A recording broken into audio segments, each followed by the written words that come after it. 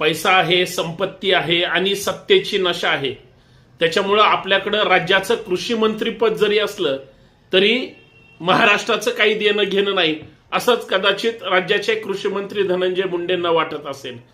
इतका पाऊस पडलाय, सगळं पीक आडवं पडलंय, शेतकरी रडतोय शेतामध्ये बांधावर. आणि राज्याचे कृषी मंत्री काय करतात? राज्याचे कृषी मंत्री एका अभिनेत्रीला घेऊन दहीहंडी सांस्कृतिक महोत्सव किंवा नाच गाण्याचा कार्यक्रम करतात. याच्यापेक्षा महाराष्ट्राचं दुर्दैव काय? जर शेतीशी नाळ असणाऱ्या महाराष्ट्राला आणि महाराष्ट्रातल्या मराठी माणसाला जर शेतकऱ्याची म्हणजे अश्रू पुसता येणारी माणसंच जर राज्यकर्ते म्हणून सक्षम नसतील तर काय? असंवेदनशील राज्याचा कृषी मंत्री कशाला म्हणतात ते फक्त धनंजय मुंडे यांच्याकडे बघून लक्षात घ्या. अवघड आहे.